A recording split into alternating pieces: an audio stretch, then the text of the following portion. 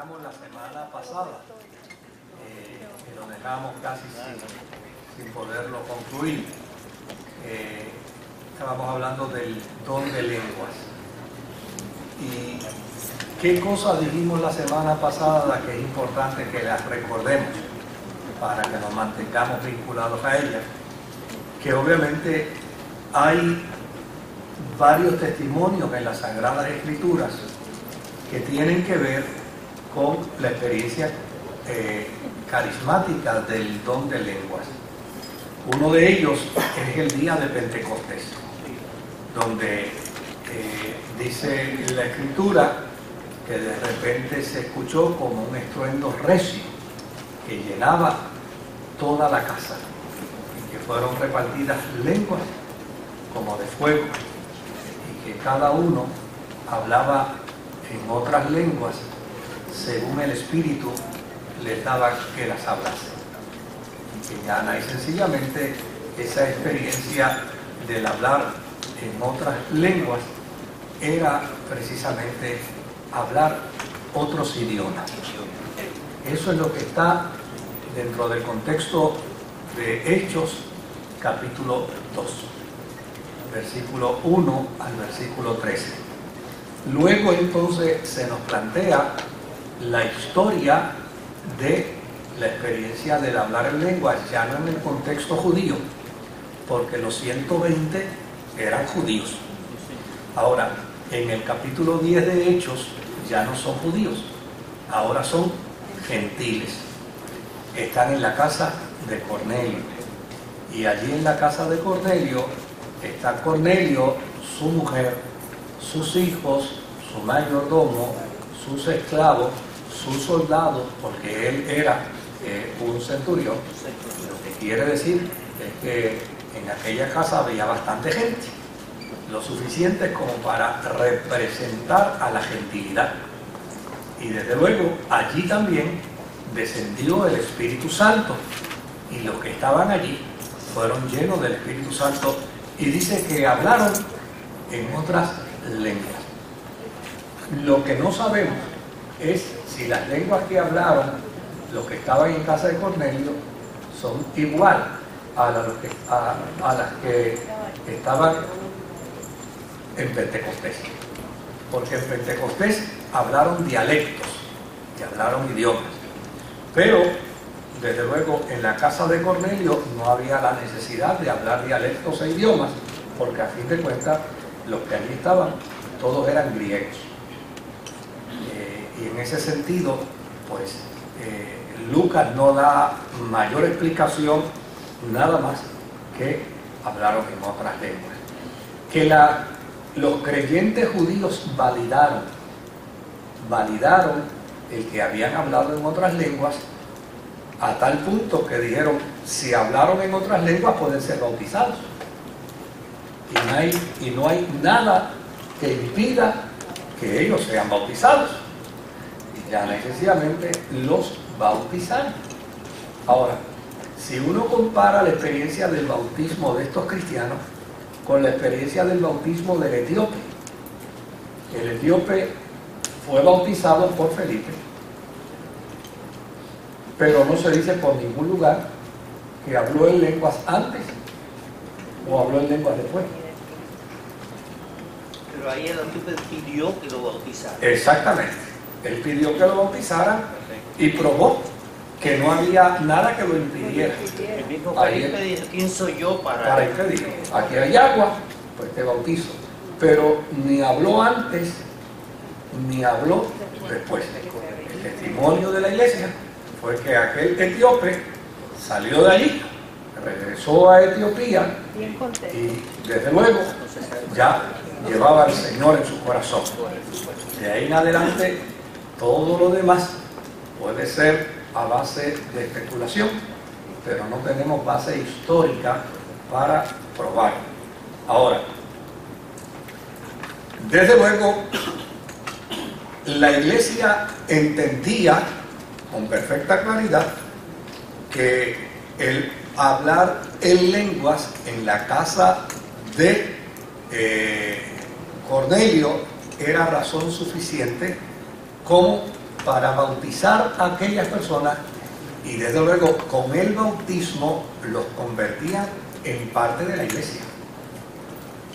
Claro, eso es como si uno fuera a decir, estaban bien emocionados y después que bajaron en frío, después que se acabó la emoción y bajaron en frío, pensaron, ¿y ahora cómo vamos a Jerusalén a explicar esto?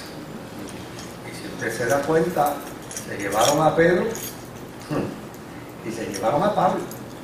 Vente con nosotros a ver cómo explicamos esto allá, porque ya nosotros lo hemos declarado parte de la iglesia. Con el bautismo lo declaramos parte del cuerpo. Y ahora esto hay que ir allá para probar.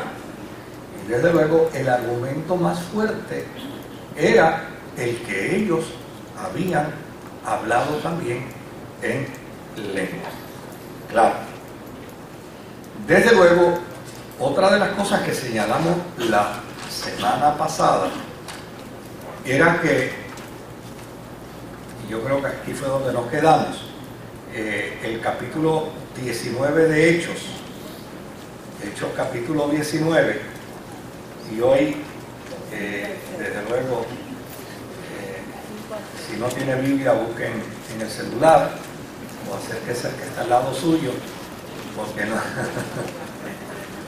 no tenemos pantalla para...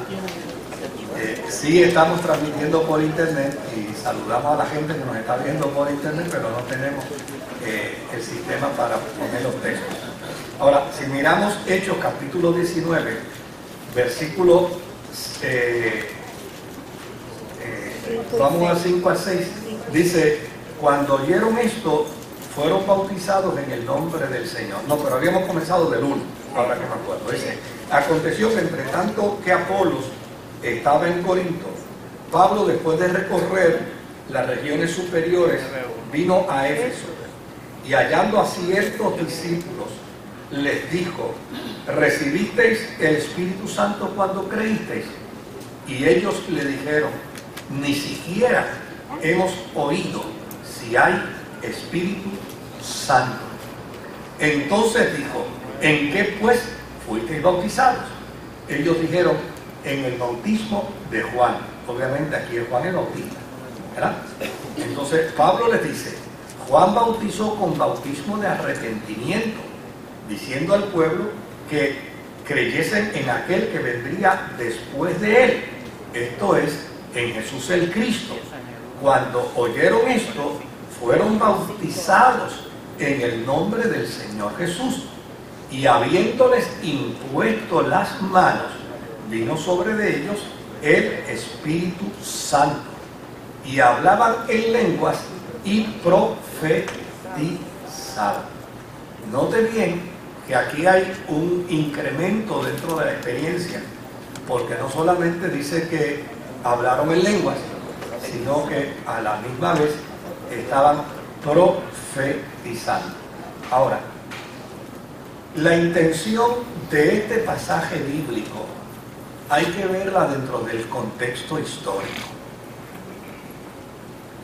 Tal vez para algunos hermanos esto pueda ser nuevo, pero hay suficiente literatura que habla sobre esto y usted la puede considerar.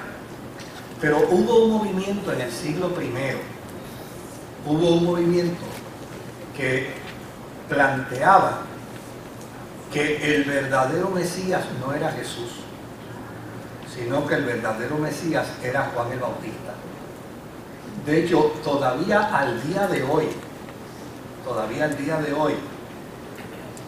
hay un pequeño grupo de ese movimiento en los Estados Unidos que dicen que Jesús fue un impostor que le quitó a Juan el Bautista el título de Mesías. Y desde luego esto empezó a circular dentro de la historia de la iglesia bien temprano. Por eso usted va a encontrar que tanto Mateo como Marcos, como Lucas y como Juan hablan insistentemente del testimonio que Juan el Bautista daba sobre Jesús. le pregunta, ¿eres tú el Mesías? Y él dice, no soy. Entonces, ¿qué eres tú? Yo soy una voz que clama en el desierto. Ven acá, ¿y qué papel tú juegas dentro de esto? Yo soy el amigo del novio, es decir, yo soy el padrino del novio, el que anuncia que hay una boda, el que anuncia que el Mesías viene a casarse con su novia, pero nunca dice, yo soy el Mesías. Por el otro lado, dice, ni siquiera soy digno de desatar las sandalias de sus pies. Por el otro lado, cuando Jesús está en el territorio de la ciudad de Naín, dice que unos discípulos de Juan van donde Jesús y le dicen a Jesús, Juan te manda preguntar, ¿eres tú el que has de venir o tenemos que esperar a otro? Y desde luego la respuesta en ese sentido perfectamente clara de Jesús es que ustedes han salido a ver al desierto. Y el testimonio que Jesús da es que él dice, ciertamente Juan es más que un profeta. Pero hasta ahí. Jesús reafirma su posición mesiánica. Ahora, cuando uno mira esto dentro de ese contexto histórico, entonces, ¿qué uno descubre aquí? Uno descubre aquí que la afirmación del Espíritu Santo en la experiencia del don de lenguas es validada precisamente como resultado de aceptar a Jesucristo como el Mesías. Y ahora la historia se hace interesante porque aquí hay dos discípulos ¿de quién? De Juan el Bautista. Dos discípulos de Juan el Bautista que cuando le hablan y le pregunta, ven acá, ustedes tienen el Espíritu Santo cuando creyeron. Dice, no sabemos ni siquiera qué es eso. Entonces, cuando de inmediato, ante la respuesta de ellos, la próxima pregunta, ven acá, ¿y quién los bautizó a ustedes? ¿No? A nosotros nos bautizó Juan. Desde luego, si los bautizó Juan, ustedes no pueden vivir la experiencia, porque la experiencia la viven aquellos que creen que Jesucristo es ¿quién? El Mesías. Ve que cuando usted mira el contexto histórico, entonces usted entiende mejor el texto y entiende mejor por qué el texto está redactado de esta forma. Ok. Pero ¿cuál es el segundo paso o el tercer paso? El tercer paso es, confiesen que Jesús, claro que lo confesaron. ¿Y qué hay que hacer? Tienen que bautizarse. Porque Juan el Bautista dijo, yo ciertamente bautizo en agua para arrepentimiento, pero el que viene detrás de mí, del que yo no soy digno siquiera de desatar la sandalia, los cordones de la sandalia de sus pies, él los bautizará en Espíritu Santo y fuego. Desde luego, el término fuego aquí hay que entenderlo también en su justa perspectiva, porque no sé cuántos vieron el programa de televisión ayer, que alguien me preguntó ¿dónde aparece en la Biblia que Dios es amor y es fuego consumible? En ningún lado. En ningún lugar. Y tampoco la interpretación que mucha gente le da al texto tampoco es la real, porque el término fuego en Dios no significa destrucción.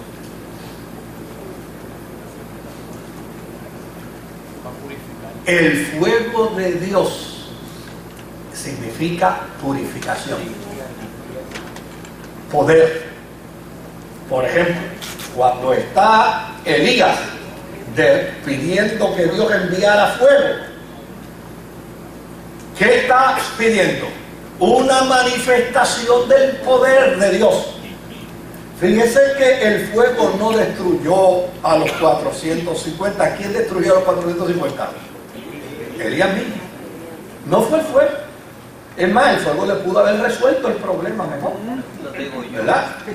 Por eso, no, para que tú no te metas en ese revolú, Elías, con el mismo fuego yo lo liquido. Pero el fuego de Dios no es un fuego que quema para destrucción. El fuego de Dios es un fuego de poder para purificación, para transformación. De hecho, por eso cuando Santiago habla y toma el ejemplo del creyente que pasa por las diversas pruebas, dice que así como el oro es que es probado por fuego. ¿Y qué hace el fuego con el oro? ¿Lo destruye? No. Lo que hace es que quema lo impuro, quema el carbón, para entonces purificarlo, para refinarlo, para convertirlo en oro de verdad.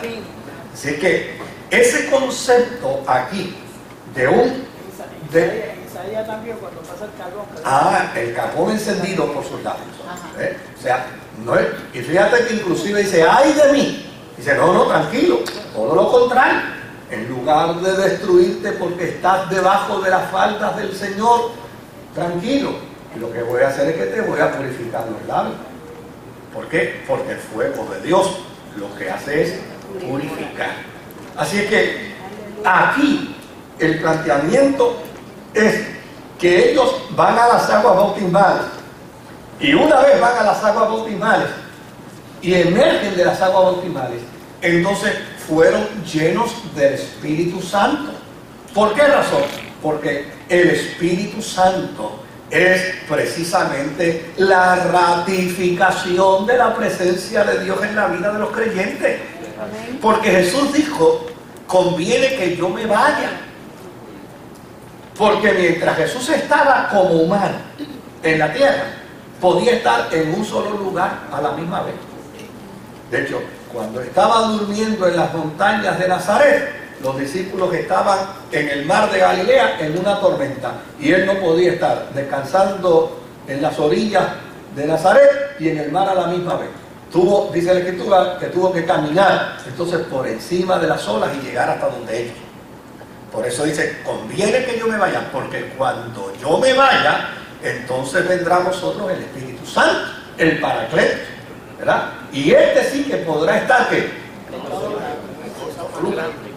Entonces, en este sentido, hablan en otras lenguas porque esa es la evidencia. Es la evidencia que se ha dado hasta este momento, es la evidencia que se ha dado, tanto en Pentecostés, como en la casa de Cornelio, como en Samaria, cuando Felipe va a Samaria, ¿verdad? Que también allá los samaritanos también les bautizaron y también recibieron el Espíritu Santo, y obviamente ahora acá con los dos discípulos de Juan el Bautista. Ahora, ¿qué otra cosa uno puede plantear sobre este particular?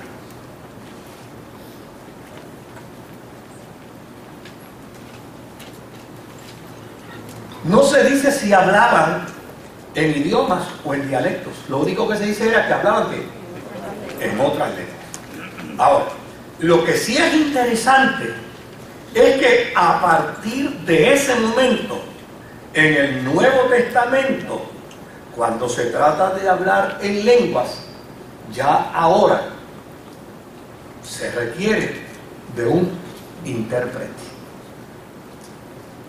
Fíjese que en el día de Pentecostés no se necesitó de un intérprete. Porque todo el mundo entendía las lenguas en su propio ¿qué? Idioma. Pero hubo una transpolación, una transformación dentro del marco de la historia de la iglesia, donde ya la experiencia del hablar en lenguas no es meramente un idioma, no es un dialecto, sino que ahora es una experiencia que es espiritual, que la iglesia no dejó de facultarla al espíritu. Porque, claro, los que niegan la experiencia del don de lengua, entonces la niegan diciendo, no, si las lenguas terminaron en el primer siglo. Y después de ahí tal vez alguno que otro habló en lengua, pero ya era otra cosa. Sí, pero la iglesia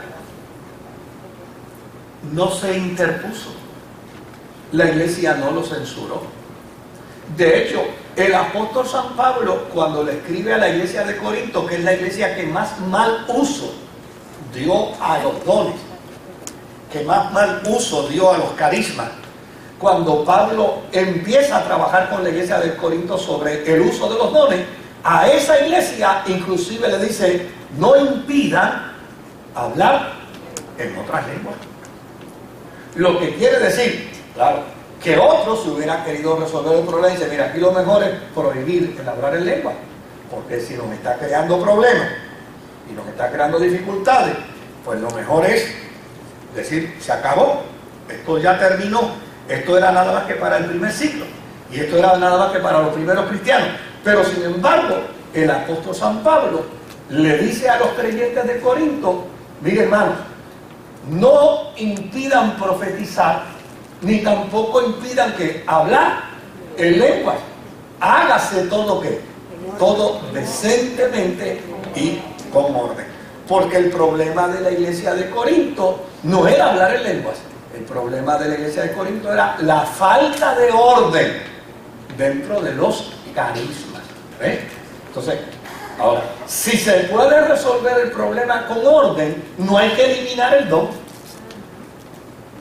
Por contrario, ¿no?, a aquellas iglesias que en el siglo XIX abrazaron la experiencia carismática, pero cuando vieron que la cosa se les salía de las manos, pues dijeron: no, vamos a eliminar el don.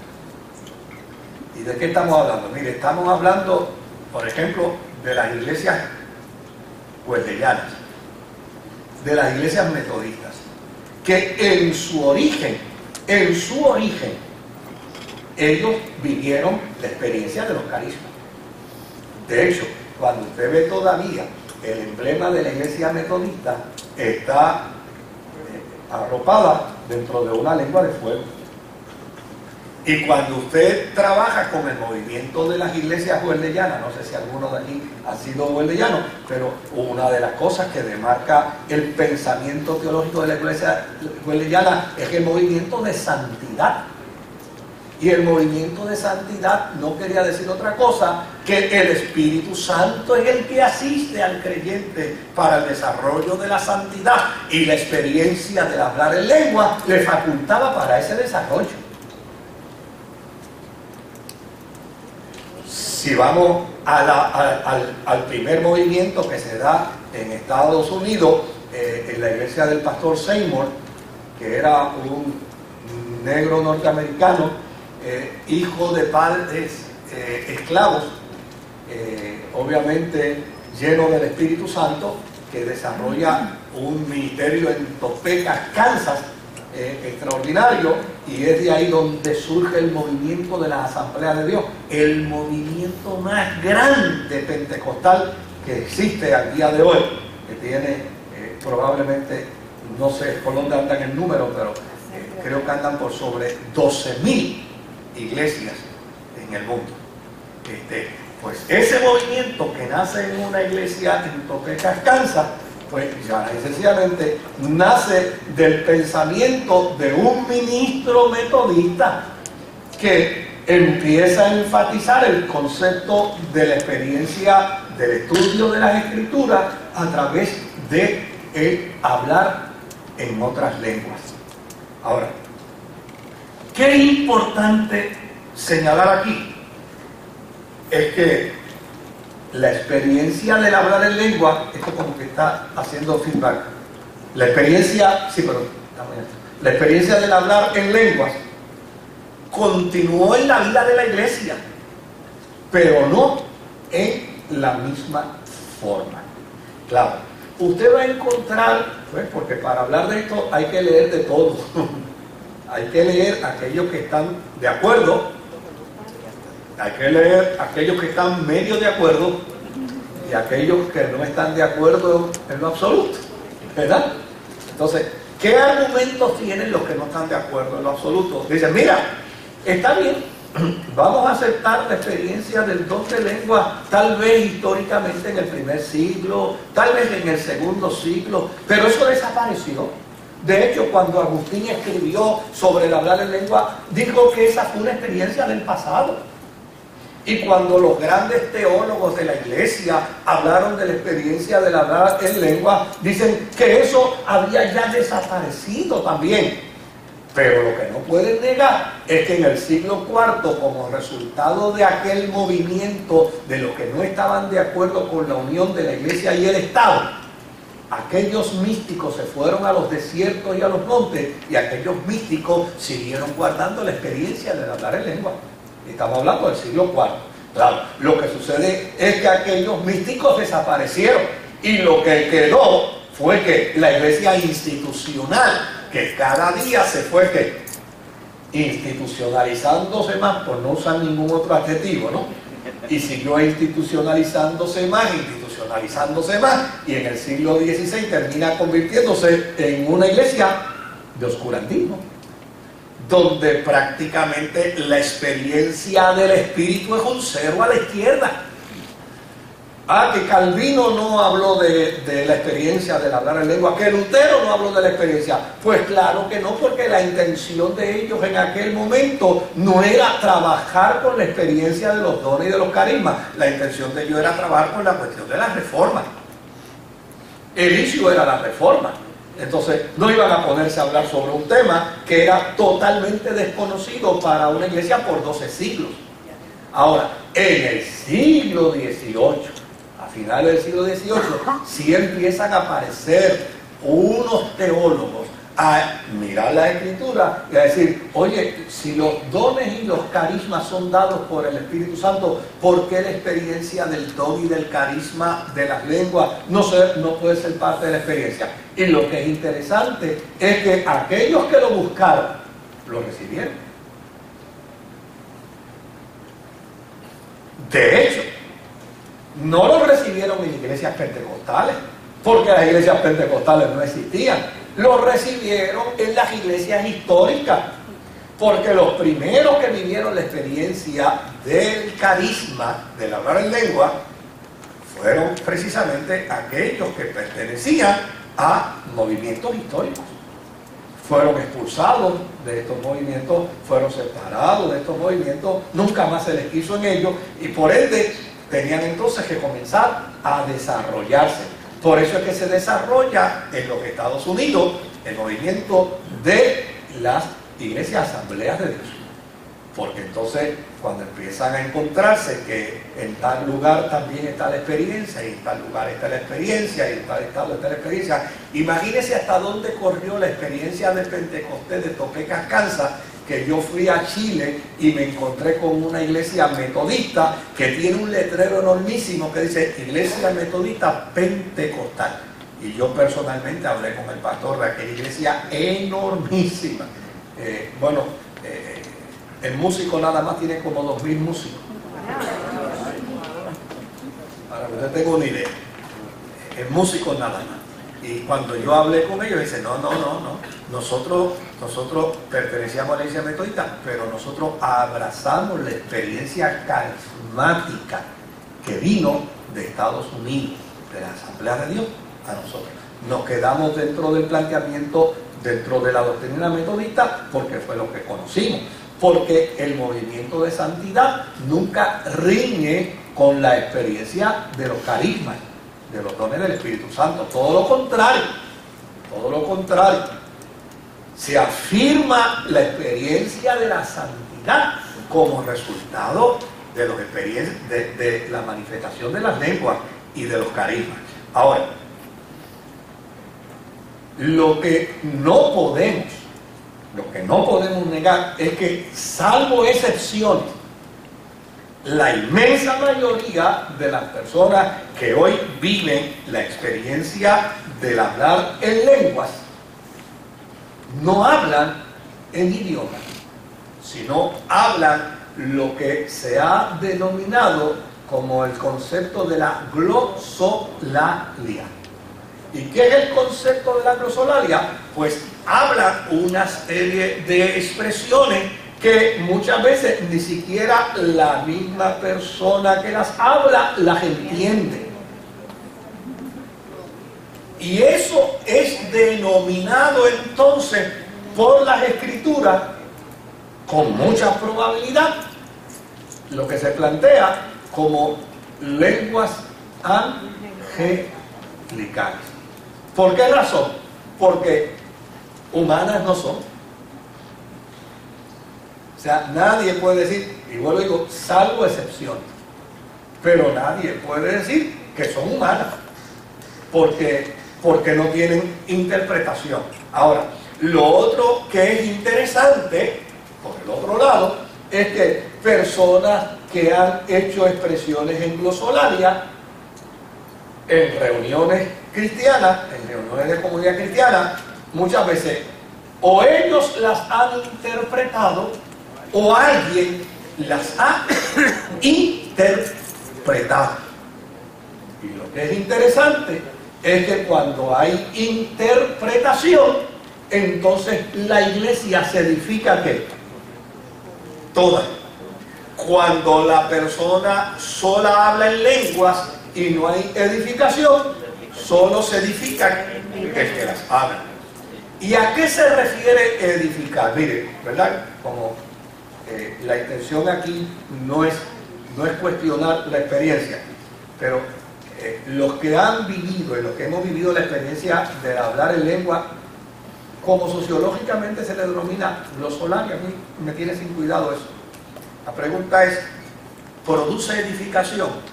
Y la respuesta es sí. La respuesta es sí. Yo he conocido, mire, yo viví esta experiencia, y esta experiencia nadie, yo no la leí en un libro, yo la vi. ¿Usted se acuerda cuando comenzó el problema del VIH-Sida en Puerto Rico? Que los médicos no querían trabajar los casos y los cirujanos no querían operar porque nadie sabía qué era esa enfermedad y todo el mundo estaba lleno de terror y de miedo. Nadie sabía. Lo único que las personas sabían era que se le denominó VIH y que obviamente era una enfermedad mortal. Y de hecho se empezaron a hacer una serie de especulaciones y acusarse a unos individuos como que eran los portadores, en fin, pero todo el mundo estaba lleno de terror. Y desde luego el primer paso que se da para esto es un paso de una pruebita de sangre que se hacía. Habían dos, los médicos también me pueden ayudar, yo sé que una era el Western Blot, que era, y la prueba ELISA. La primera era la ELISA, que obviamente era un poco confusa, pero cuando veían un poco de confusión decían, pues vamos a hacerte el Western Blot. Y con el Western Blot pues había como un poco más de precisión. Pero entonces la persona iba a los lugares donde se hacía la prueba. Obviamente esta gente de allá de Atlanta destinó una serie de lugares y certificó una serie de laboratorios, y cuando mandaban a la persona le entregaban un papelito amarillo. Y esa hojita amarilla hacía temblar a cualquiera. Hoy en día, mire, hoy en día un ser humano puede tener VIH y ya, gracias al Señor, todos aquellos temores, todas aquellas preocupaciones pasaron a la historia. Y hay personas que viven toda una vida con VIH y no pasa absolutamente nada. Yo tengo amigos que son pacientes de VIH de más de 20 años y están perfectamente bien. Y nadie tiene la preocupación de que yo creo que hasta ellos se les ha olvidado que tienen VIH. Después de 20 años están perfectamente bien, se lo olvida a cualquiera. Ellos funcionan perfectamente bien y ya nadie tiene esa preocupación y esa ansiedad porque las cosas ya se conocen mucho mejor. Pero en aquel tiempo era un tiempo de terror y yo atendía a mucha gente que les daba terror. Entre las personas que atendí a esta persona, que no voy a mencionar ni siquiera por sexo, y me dice, yo tengo que ir a buscar al laboratorio la prueba porque me hicieron la ELISA, ahora me mandaron a hacer el Western Blot y ese es el que va. Y yo yo no me atrevo a ir solo porque yo estoy muerto. Yo estoy aterrorizado. Ok, pues no hay ningún problema, yo voy contigo. Y mire qué dato interesante. Llegamos al lugar, hicimos la fila. Cuando llamaron su número, la persona pasó. Le entregaron el papelito amarillo. Y cuando vio, ahí decía, bien claro, positiva. ¿Y sabe qué fue lo primero que comenzó a hacer? Hablar en lenguas. Ahora, usted imagínese el cuadro, yo con una persona, probé un laboratorio, la persona hablando en lengua, y hablando en lengua, y hablando en lengua, y aquella gente mirando a qué pasa aquí. Y yo abrazándolo, y vente conmigo, y vámonos a una esquina, porque aquí la gente pues no entiende lo que tú estás haciendo, pero él seguía hablando en lengua, y seguía hablando en lengua, y seguía hablando en lengua, podía parar de hablar en lengua. Luego le pregunté, me dice, miedo a eso, ninguno, en lo absoluto, no tengo ningún miedo.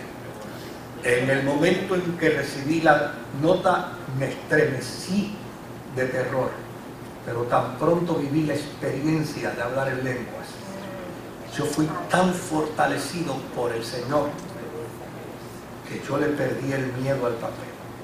Oiga bien lo que le voy a decir ahora. Yo estoy hablando de 18 años atrás y todavía esta persona está perfectamente bien. Y desde ese día hasta hoy me dice, ¿miedo a qué? A nada. Entonces cuando alguien viene a cuestionarme que qué edifica, óyeme, dime tú si a ese individuo no le edificó la experiencia que le produce terror en aquel tiempo a cualquiera, que le producía angustia, que le producía miedo a cualquiera, y esta persona. Lo mismo le puedo hablar de personas que al momento de recibir la noticia de la muerte de un hijo, de una hija, ha venido sobre de ellos el Espíritu Santo, que es consolador, y la experiencia se ha volcado en una experiencia de hablar en lenguas. Interesantemente, luego de la experiencia, obviamente como humanos sienten el dolor, pero ellos mismos testifican. Yo no puedo entender, pero dentro del dolor estoy inmerso en una paz increíble. O sea, desde luego, una persona tiene el perfecto derecho para ir, y me perdonan los especialistas de la conducta humana, ¿verdad? Tiene el perfecto derecho para ir donde un especialista de la conducta humana y darse una terapia, ¿verdad? De catarsis y salir bien. Y qué bueno que esos especialistas saben cómo dar una terapia para que la persona salga perfectamente bien de su terapia. Pero a todo el que conozco que vive la experiencia de hablar en lengua, me dicen, muchacho, yo vivo esta experiencia, Moisés, y te confieso con toda honradez que cuando termino la experiencia, yo me siento como una plumita de mi viaje. Yo tenía un amigo, y digo tenía porque hace años que no le veo, y no, obviamente fue trasladado de Puerto Rico, pero un amigo sacerdote católico que estaba en el área sur de Puerto Rico ejerciendo el sacerdocio. Y cuando nos sentábamos a conversar de las experiencias carismáticas, mira lo que me decía, mira Moisés, cuando yo me siento down, y yo siento que chico, que ya no puedo arrastrar los pies, del agotamiento que tengo, del cansancio emocional que tengo, yo me quito la sotana, me pongo un mao, me pongo un suéter, me pongo una chancleta y arranco y me voy para Salinas. Y allá en Salinas hay un viejito pentecostal que cuando me ve llegar dice, curita, hacía tiempo que no lo veía por aquí. Eso es él contándome, ¿sabe? Yo le estoy diciendo al pie de la letra. Y yo llego allí, muchacho, y él me vacía encima casi 16 onzas de aceite de oliva. Él me tira al piso, él ora por mí, él me ministra. Chico, yo no sé. Lo que yo te puedo decir es, Moisés, que cuando yo salgo de allí, yo salgo nuevo. Si el propósito del hablar en lengua es la edificación, el don cumple perfectamente con el objetivo. Pero perfectamente con el objetivo. Que un creyente diga, bueno, yo no tengo el don, ¿verdad? Pero tengo al que lo da. Pues fantástico. Pues imagínense, si el rey vive en mi casa, ¿para qué quiero ir al palacio? ¿Verdad? Si el rey vive en mi casa, yo no necesito el palacio, porque el rey vive en mi casa. Si el Espíritu de Dios está en mí, pues entonces no necesito sentirme un ciudadano de segunda clase, ni necesito, porque ya sencillamente, óigame, el rey vive en mi casa, el Espíritu Santo está en mí, el que da el don está en mí. Y lo que yo tengo que preguntarme, ¿quién es más grande, el don o el que lo da? ¿Quién es el perfecto, el don o el que lo da? Entonces, pues ya sencillamente, ¿dónde puede radicar el error? El error radica precisamente en aquellos que piensan y entienden que porque poseen el don, están en primera clase en el avión. Y están rotundamente equivocados. ¿Ves? Y aquellos que piensan que porque tienen el don, son más santos que los que no lo tienen. Están perfectamente equivocados, porque esto no es por obra para que nadie se gloríe, y la Biblia no puede contradecirse. ¿Quiénes son los que están entonces incorrectos? Aquellos que piensan que porque tienen el don se salvan, y los que no lo tienen no se salvan. Y yo he escuchado gente que injusta y abusivamente se atreven a declarar en un lugar, decir, si usted no habla en lengua, no se vista que no va. Y yo, Dios mío, pero qué falta de sensibilidad cristiano puede haber en un corazón que plantee esto de esa forma.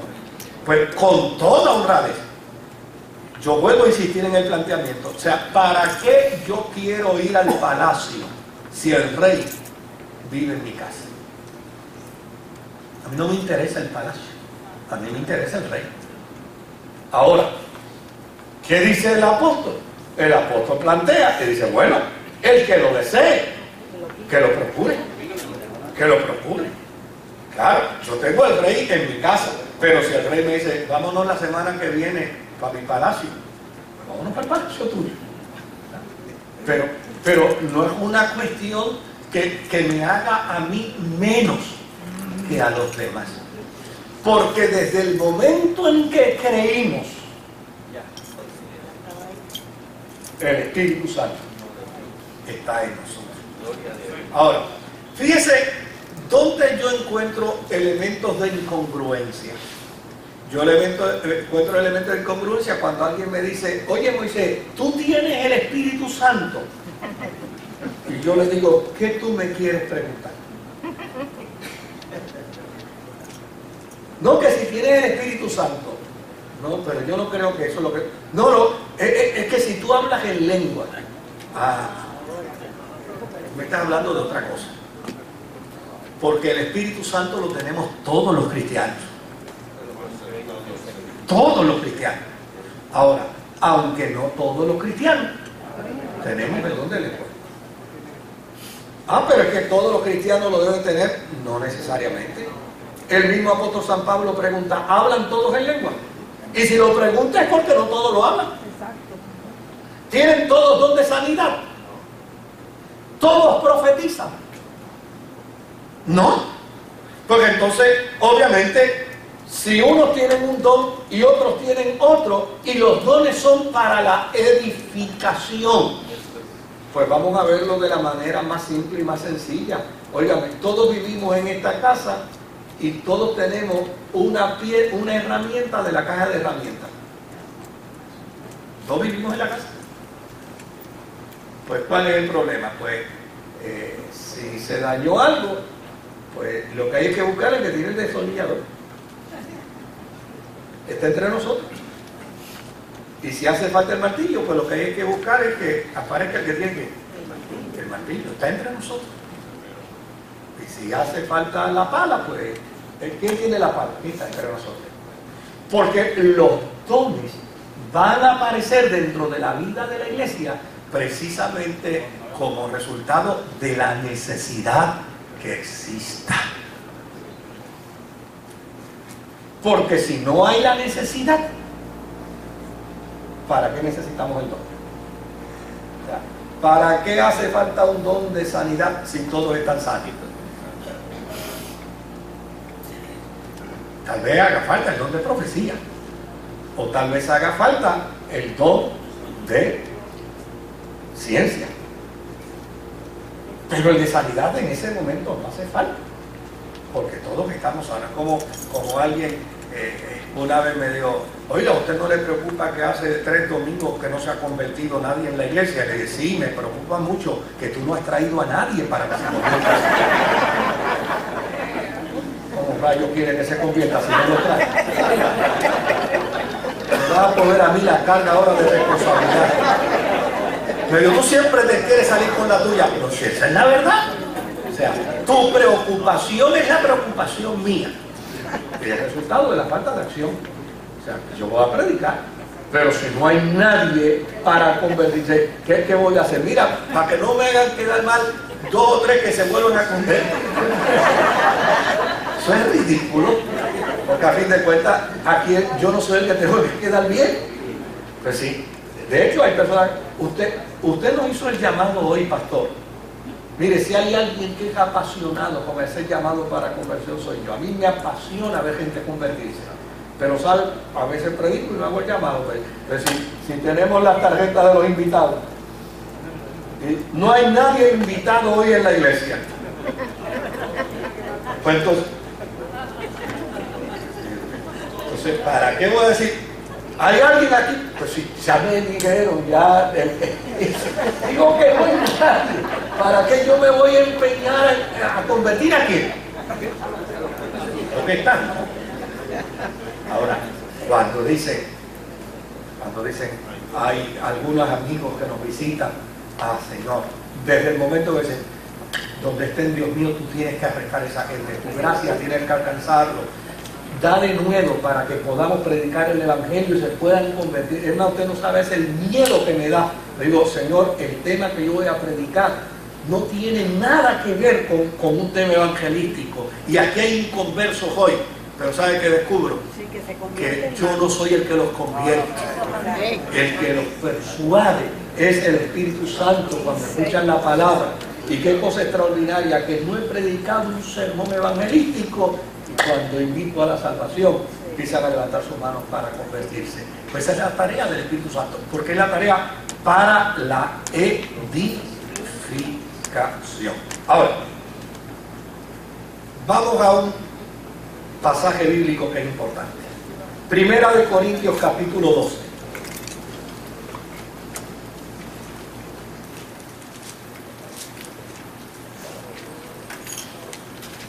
Y leemos el verso 10. No, desde el verso 8. Dice: porque a este es dada por el Espíritu palabra de sabiduría. ¿Verdad? Desde el 8. A otro palabra de ciencia, según el mismo Espíritu.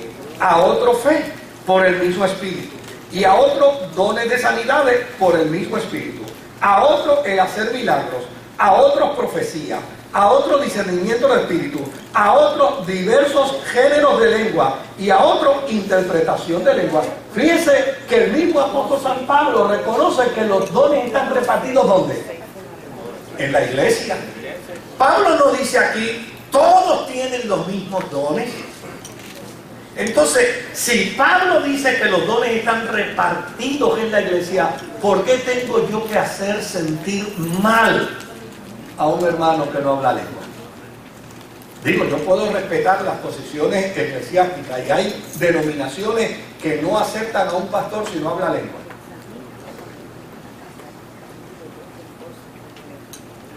Y esa es la política de la denominación.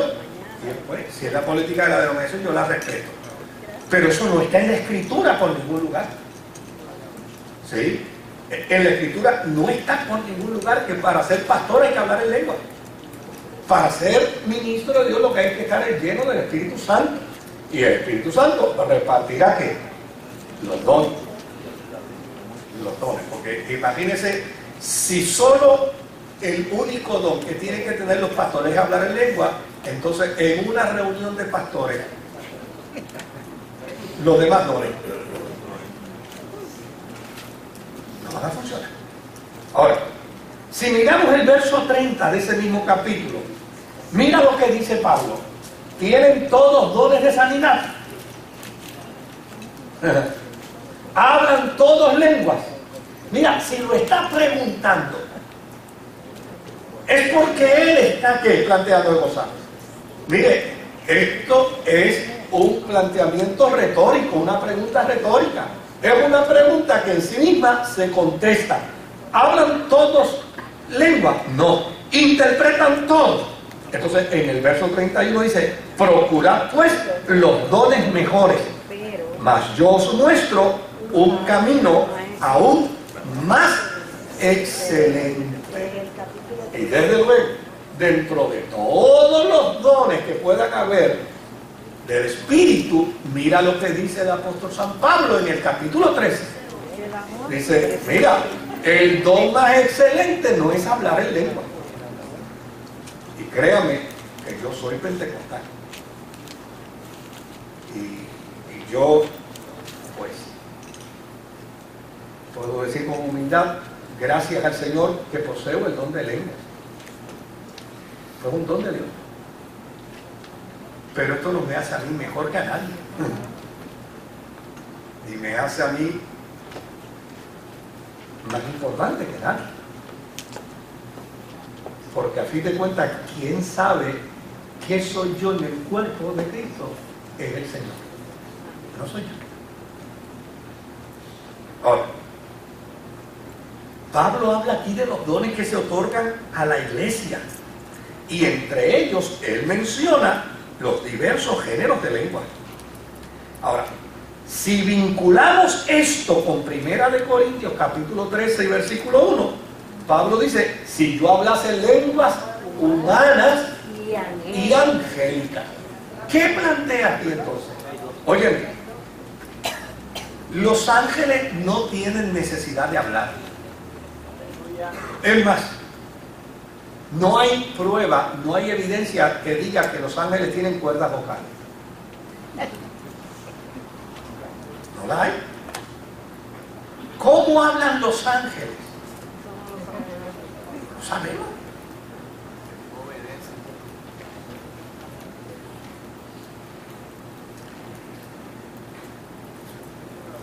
Porque los testimonios que encontramos en las Escrituras de un Daniel, de un Elías, ¿verdad?, de un Isaías, donde plantean la presencia de los ángeles, ellos manifiestan que el ángel les habló, pero no queda expresamente claro si fue que habló ¿qué? A la mente, o si habló al corazón, o si habló de manera audible, o si habló de una manera telepática, es decir, que transmitió un mensaje que quedaba ¿qué? Meridianamente claro en la vida de la persona. Por lo tanto, cuando Pablo habla aquí de lenguas humanas y habla de lenguas angelicales, entonces quiere decir que en alguna medida la iglesia validó la experiencia de la glosolalia, la validó, la reconoció y no la negó ni la prohibió dentro de la experiencia de la iglesia. Todo lo contrario. A eso llana y sencillamente la iglesia le siguió llamando don a esa experiencia.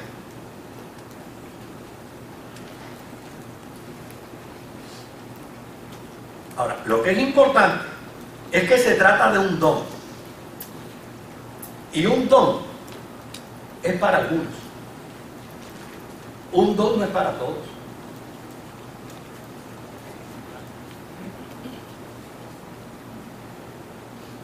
Un don es para algunos. El don de la salvación Es para todos los que creen. Es para algunos, es para los que creen. Si no cree, se salva. No, porque es un don. O sea, si es para todos, la lluvia sale para todos, para buenos y malos. El sol sale para todos, para buenos y malos. Pero la salvación no sale para todos. La salvación es un don de Dios para aquellos que creen en Jesucristo como Señor y Salvador. Si confesares con tu boca y creyeres en tu corazón, entonces serás salvo.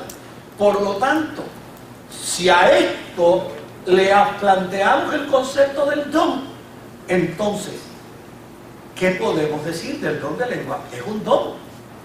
Y si es un don, no necesariamente tiene que ser para todos.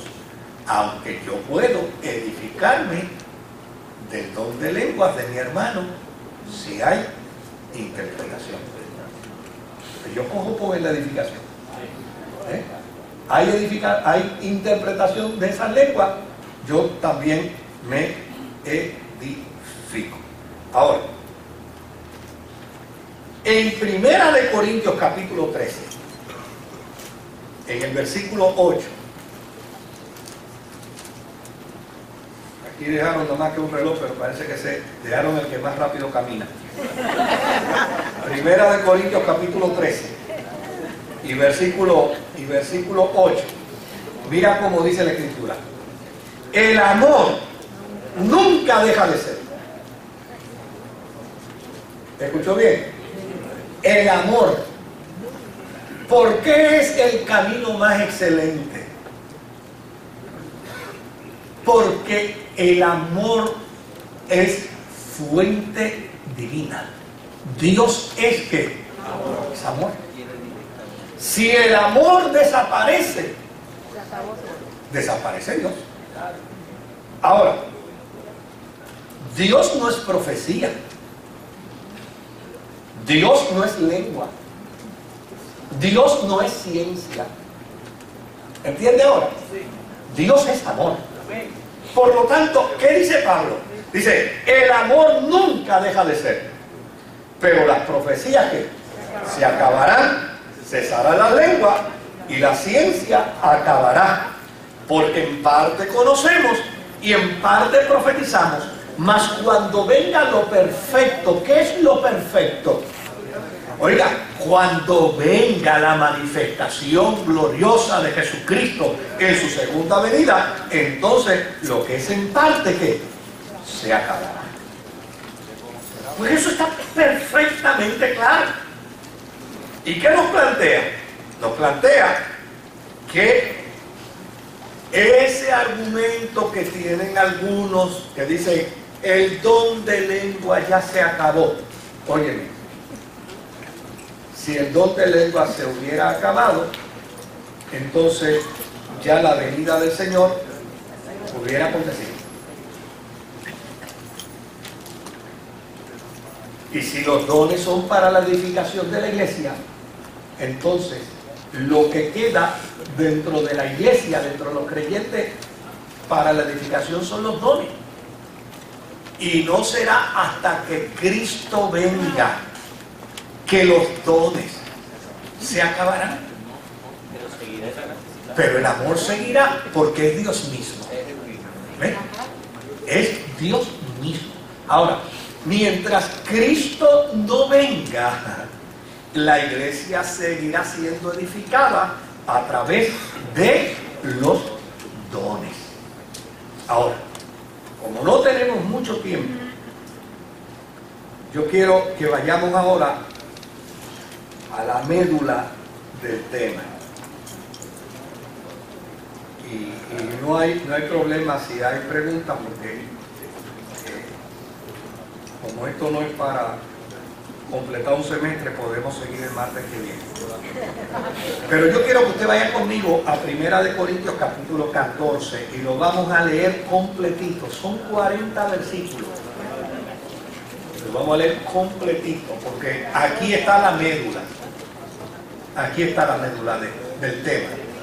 Mira lo que dice. Antes déjeme ponerlo en contexto. Cuando usted piensa en los cristianos de Corinto, dígame algunos adjetivos. Cuando usted piensa en los cristianos de Corinto, ¿en qué piensa? ¿Ah? Carnales. Carnales, ajá. ¿Qué más? Glotones. ¿Qué más? Desobedientes. Conflictos, eran conflictivos. ¿Qué más? Otro adjetivo. ¿Ah? Enamorados. Enamorados. Eran libertinos en ese concepto. ¿Qué más? ¿Ah? Bochincheros. Sí, sí, ese espíritu corintino todavía a veces existe por ahí, ¿no? ¿Ah? Eran faltos de amor. Eran arrogantes, eran soberbios. Creaban separación entre ellos. Oiga, era unos individuos que decían, yo escojo con quién comparto. Eso de que todos somos hermanos, no. Yo escojo con quién comparto. Pero sin embargo, ellos alegaban que tenían todos los dones. Ahora, si eran una gente tan soberbia, tan arrogante y tan vanagloriosa, ¿usted se los imagina con los dones? ¿Cómo eran? ¿Ah? Yo sí es verdad que hablo lengua, yo sí es verdad que conmigo sí es verdad que yo profetizo y yo interpreto lengua. Esas eran las necedades. Esas eran las necedades de los creyentes de Corinto. Ahora, Pablo le va a escribir a ellos. Y mira lo que comienza diciendo. Mira, fíjate que no le dice sigan los dones, le dice seguid que el amor. Y después que sigan el amor, entonces procuren los dones espirituales. Pero sobre todo, que profeticéis. Porque el que habla en lenguas no habla a los hombres. Nota bien ahora el cambio, ¿lo noto bien? Ahora el que habla en lengua, en el día de Pentecostés, los que hablaron en lengua, ¿le hablaron a quién? A los hombres. A los de su área. Pero ahora Pablo dice, en esta experiencia que ustedes tienen nueva de glosolalia, el que habla en lengua no habla a los hombres, sino a Dios. Pues nadie le entiende, aunque por el Espíritu habla misterios. Pero el que profetiza habla a los hombres para edificación, exhortación y consolación. El que habla en lengua, nota como lo dice, lo leyó conmigo. El que habla en lengua extraña, a sí mismo se edifica. Pero el que profetiza, edifica ¿a quién? A la iglesia. Así que quisiera que todos vosotros hablaseis en lenguas, pero más que profeticéis, porque mayor es el que profetiza que el que habla en lenguas, a no ser que las interprete para que la iglesia reciba edificación. ¿Qué quiere decir Pablo con esto? Pablo no está diciendo que profetizar es más importante que hablar en lengua. Pablo lo que está diciendo es que cualquier don que no edifique a los que están en su entorno es menos importante. Ahora, seguimos. Ahora pues, hermanos, si yo voy a vosotros hablando en lenguas, ¿qué os aprovechará si no os hablare con revelación, o con ciencia, o con profecía, o con doctrina? Ciertamente las cosas inanimadas que producen sonido, como la flauta o la cítara, si no dieren distinción de voces, ¿cómo se sabrá lo que se toca con la flauta o con la cítara? Y si la trompeta diera sonido incierto, ¿quién se prepararía para la batalla? Así también vosotros, si por la lengua no diereis palabra bien comprensible, ¿cómo se entenderá lo que decís? Porque hablaréis al aire. Tantas clases de idiomas hay, seguramente en el mundo, y ninguno de ellos carece de significado. Pero si yo ignoro el valor de las palabras, seré como extranjero para el que habla, y el que habla será como extranjero para mí. Así también vosotros, pues que anheláis dones espirituales, procurad abundar en ellos para edificación de la iglesia. Por lo cual, el que habla en lengua extraña, pida en oración poder interpretarla. Porque si yo oro en lengua desconocida, mi espíritu ora, pero mi entendimiento queda sin fruto. ¿Qué pues? Oraré con el espíritu, pero oraré también con el entendimiento. Cantaré con el espíritu, pero cantaré también con el entendimiento. ¿Qué está diciendo Pablo? Mire, yo puedo cantar en lenguas, pero a fin de cuentas, si yo no tengo una interpretación del cántico, termino cantando en lengua. ¿Pero qué cante? No sé. Por eso Pablo dice, mira, sí, pero procura que haya interpretación. Porque si bendices solo con el espíritu, el que ocupa lugar de simple oyente, ¿cómo dirá amén a tu acción de gracia? Pues no sabe lo que has dicho. Ahora, sigamos por aquí. Porque tú a la verdad bien das gracia, pero el otro no es edificado. Pero en la iglesia prefiero hablar 5 palabras con mi entendimiento para enseñar también a otros, que 10.000 palabras en lengua desconocida. Hermanos, no seáis niños en el modo de pensar, sino sed niños en la malicia, pero maduros en el modo de pensar. En la ley está escrito: en otras lenguas y con otros labios hablaré a este pueblo, y ni aún así me oirán, dice el Señor. Así que las lenguas son por señal, no a los creyentes, sino a los incrédulos. Pero la profecía no a los incrédulos, sino a los creyentes. Es decir, en el día de Pentecostés, ¿quiénes se beneficiaron de las lenguas que hablaron los 120? Los incrédulos. Pero ahora, la experiencia de la que habla Pablo, de los Solaria, es para los creyentes, porque ya los incrédulos, ¿qué? No le entienden. A no ser, como hemos dicho, salvo excepciones. Excepciones. En estos días pasados me hablaba un profesor universitario y me decía: mira, Moisés, yo esto no lo digo, ¿verdad?, públicamente, pero chico, mi abuela era una viejita analfabeta.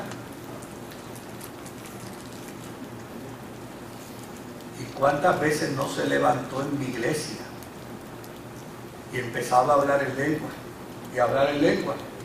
Y estudiantes universitarios que estaban allí se ponían en pie, interpretaban todo lo que mi abuela había dicho, porque lo estaba hablando en inglés.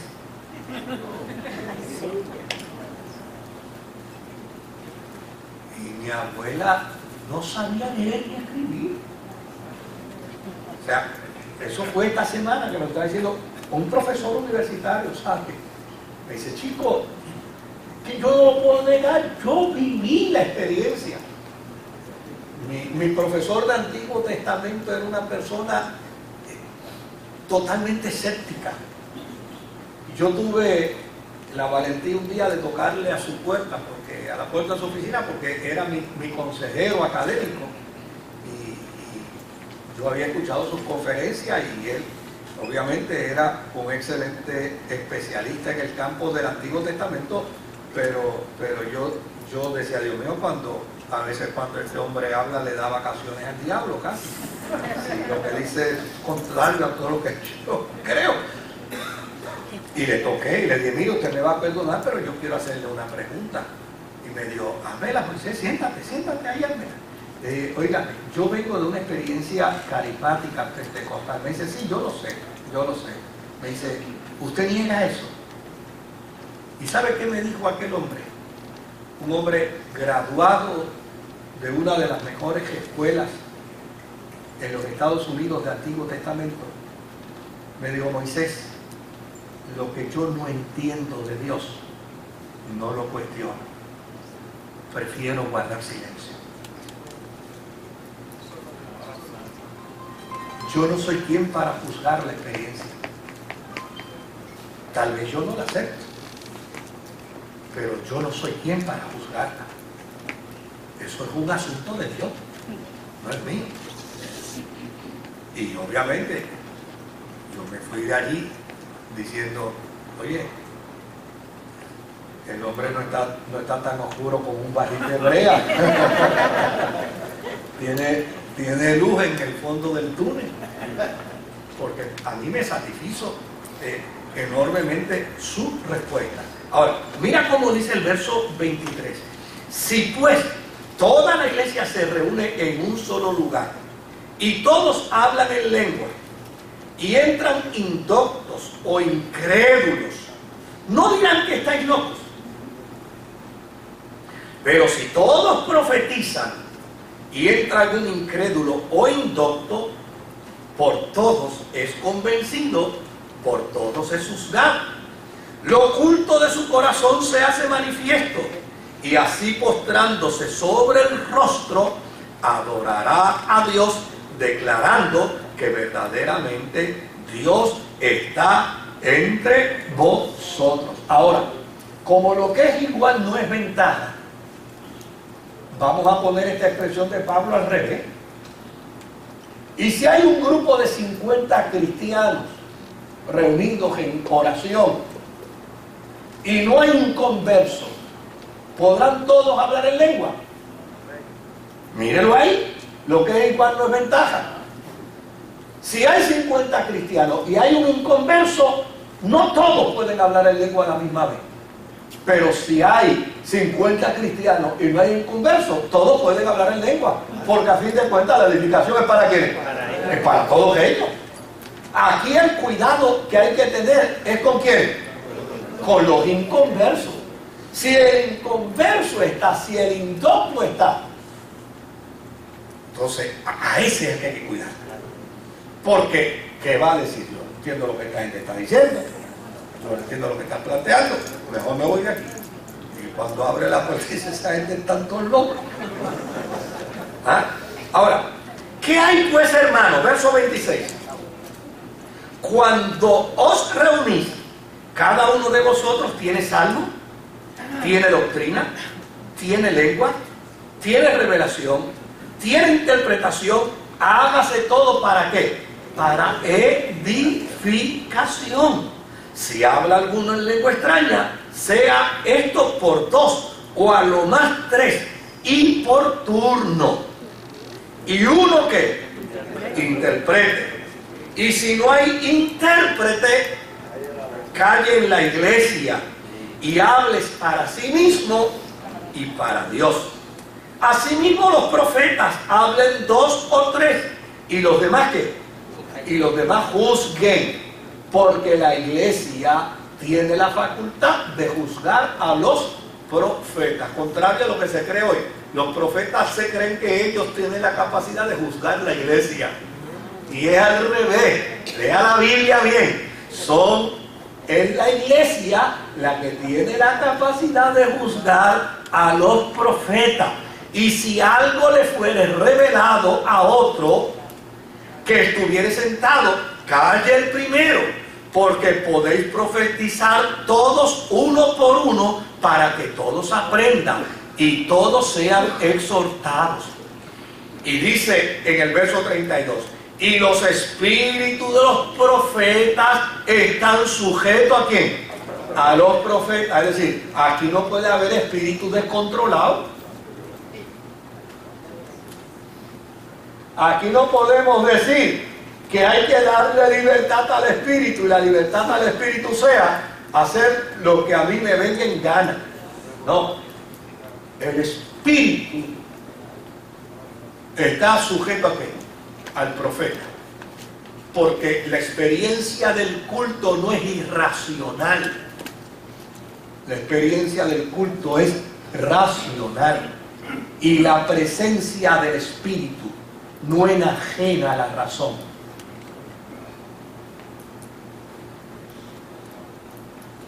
¿Se da cuenta? La experiencia del espíritu no enajena a la razón, porque si la experiencia del espíritu enajena a la razón, entonces el ser humano es deshumanizado. Por eso cuando yo he estado en lugares, de hecho, yo conversaba con un pastor muy reconocido en Puerto Rico y me decía, muchacho, yo fui a un lugar donde yo lo que es Moisés, yo me asusté, porque de momento me agarran por las manos y el que está al lado mío empieza a ser como un cerdo y el otro que está al lado empieza a ser como un perro, y yo abrí los ojos así, yo miraba y al otro. Entonces, claro, el que estaba frente a mí, no se preocupe, que es que va a haber liberación. Y yo, ¿pero liberación de qué? Y él empezó a contarme y dice, yo decía, yo no entiendo esto, en lo absoluto lo entiendo, ¿verdad? Exactamente, una preocupación. Imagínate, lo tengo acajado de la mano, está en ese acto, me crea preocupación. Óigame, para liberar, si para liberar no hay que hacer sonidos de animales, para liberar lo único que hay que hacer es proclamar el nombre de ¿quién? El nombre que es sobre todo nombre, el nombre de Jesús. Ahora, dice, verso 32, y los espíritus de los profetas estén sujetos a los profetas, pues Dios no es Dios de confusión, sino de paz, como en todas las iglesias de los santos. Entonces dice, vuestras mujeres callen en la congregación, que no se atreve un hombre a decir amén aquí, pueden quedarse sin café esta noche. Vuestras mujeres callen en la congregación, porque no les es permitido hablar, sino que estén sujetas como también la ley lo dice. Y si quieren aprender algo, pregunten en casa a sus maridos, porque es indecoroso que una mujer hable en la congregación.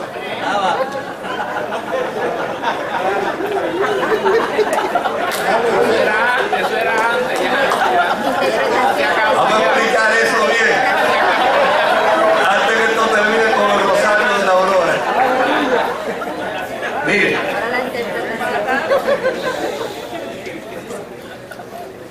la razón de esto, yo se la voy a explicar ahora, pero déjenme terminar hasta el 40. Y si quieren aprender algo, pregunten en su casa, ¿acaso ha salido de vosotros la palabra de Dios o solo a vosotros ha llegado?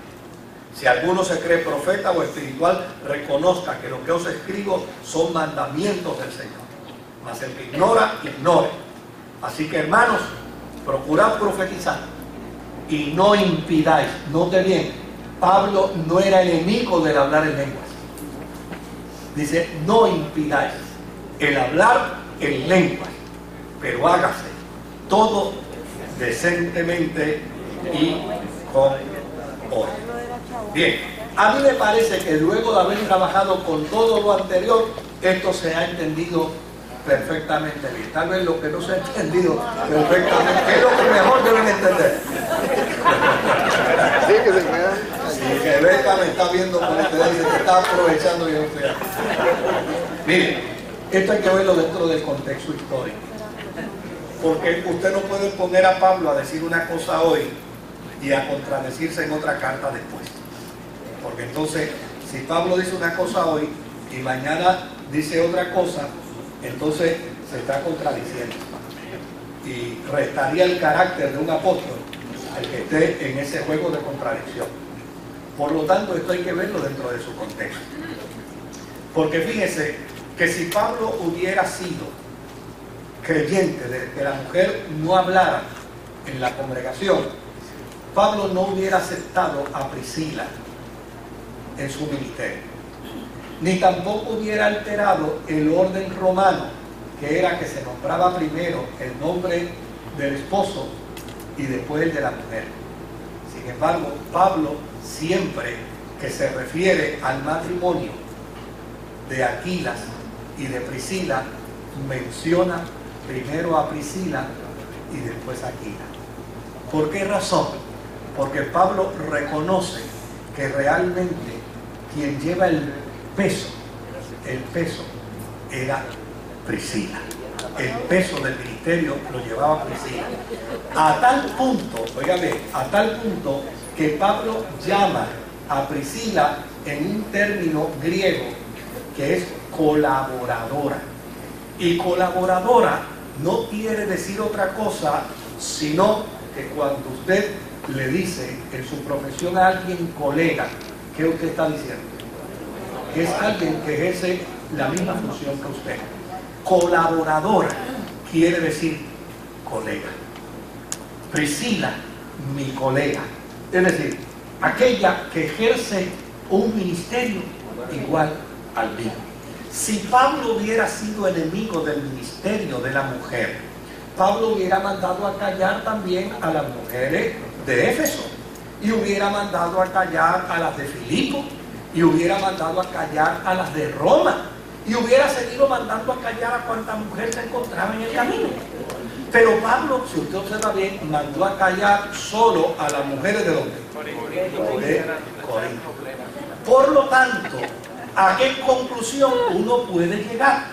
Uno puede llegar a la conclusión que la razón por la que Pablo manda a callar a las mujeres de Corinto es porque las mujeres de Corinto son parte del problema y no son parte de la solución. Y aparentemente, como Pablo está tan lastimado por la iglesia de Corinto, porque esa es la iglesia que más lo ha lastimado, Pablo sabe que quienes más la han lastimado en la iglesia de Corinto son las mujeres que no están de acuerdo con él. Entonces, ¿qué hace Pablo? Pues Pablo ya y sencillamente dice, aquí se calla en la boca. Y desde luego, oigan, si estamos hablando de igualdad y de derechos, pues lo mismo se manda a callar a un hombre. Exactamente. Que a una mujer. Ahora estamos O sea, porque no podemos... O sea, si es igualdad de derechos, lo mismo. Porque, o sea, una mujer no puede alegar sentido de igualdad y dentro de marco una discusión yo le diga, tú estás equivocada, y diga, usted como mujer me está faltando el respeto. Óyeme, te estoy diciendo que estás equivocada. No, como mujer me está faltando el respeto. ¿Por qué? Porque a una mujer no se le dice que esté equivocada. Se le puede decir lo mismo a una mujer que a un hombre. O sea, porque estamos hablando de un sentido de igualdad.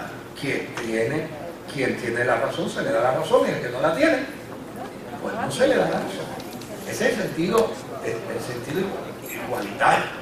Ahora, mire el dato interesante. Si Pablo hubiera sido antifeminista, cuando Pablo le escribe su carta a Timoteo, le hubiera dicho, mira Timoteo, lo que tu mamá y tu abuela te enseñaron, olvídate de eso. No le hagas caso que las mujeres no saben nada. Sin embargo, Pablo dice lo contrario. Le dice, lo que tu abuela y tu madre te enseñaron, en eso ¿qué? En eso persiste. De hecho, la mujer que más sostuvo el ministerio de Pablo se llamaba Lidia. Y cuando Pablo habla de ella, habla con referencia y habla con respeto y reconocimiento. Si Pablo hubiera estado en contra del ministerio de la mujer, cuando las hijas del profeta Felipe le profetizaron, hubiera dicho, ustedes se callan la boca, que ustedes no pueden profetizar. Sin embargo, Pablo no las mandó a callar.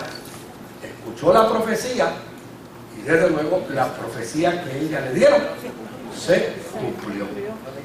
Por lo tanto, cuando uno mira esto dentro de sus contextos, uno descubre que aquí Pablo no tiene una postura antifeminista en el ministerio, sino más bien una postura de equidad en el ministerio. Pues si las mujeres son las que me están creando problemas, lo mejor es yo ejercer mi autoridad apostolar y decirle, en este asunto, usted se calla la boca. No les voy a permitir hablar, porque me están creando El problema. Dicho esto, ahí está. Ay, parece que tiene esperanza que alguien le haga café esta noche. La esperanza vive en cautivo. Bueno, quedan 3 minutitos. Si hay alguna pregunta, me van a perdonar que me tome, pero es que quisiera entonces el martes que viene, con la ayuda del Señor, entrar directo al tema de la interpretación de lenguas. Con 2 aquí nos vamos de esa manera. ¿Qué tú opinas de como Pablo se refiere, el que tiene el don de tal o cual cosa? ¿Cómo tú crees que esa interpretación del griego al alemán y después al español? No, yo creo que los dones no son patrimonio de nadie. Los dones son del Espíritu. Es el Espíritu el que los da. Y desde luego, si algún patrimonio existiera en el don, es de la iglesia. Porque a fin de cuentas, los dones son para la edificación de la iglesia, del cuerpo. O sea, claro, hay unos ministerios que pueden estar permanentemente en la vida de una persona. Un maestro de Biblia puede seguir siendo un maestro de Biblia toda la vida, ¿verdad? Y ese es un don, el don de la enseñanza. Pero esto no quiere decir, porque hay otro elemento interesante, y es que juntamente con el Espíritu hay una capacitación de denuedo, y desde luego no enseña igual el maestro que está lleno del Espíritu que aquel que está en desobediencia a Dios. Lo que demuestra esto entonces es que el don, aun cuando lo pueda poseer, es posesión del Espíritu. El propietario es el Espíritu. De hecho, es un don porque él es el dueño. Porque si yo fuera el dueño, no es un don. Lo que es mío nadie me lo regala. Es mío. Ahora, lo que a mí me regala es un don, es un regalo. Y el Espíritu Santo es el que lo da. Y el que no entendió ahorita lo que usted dijo de los perros. Sí. Que los perros. Sí, porque es que esta es harina de otro costal, ¿no? Pero yo soy amante de las experiencias carismáticas. Yo amo la experiencia carismática y a mí no me tiembla el pulso para decir que soy pentecostal de experiencia donde yo me paro. No tengo ningún problema con eso. A mí me invita a una iglesia no carismática y me preguntan, ¿de qué denominación? Yo soy de experiencia pentecostal. Pues si me quieren permitir predicar, yo les voy a predicar. Pero si no, pues con mucho gusto. O sea, yo no voy a cambiar lo que yo soy en mi confesión. Ahora, no puedo negar que en el 1990 empezaron a surgir unos movimientos neopentecostales con una serie de interpretaciones que, óigame, que dictaban mucho de lo que es escritural.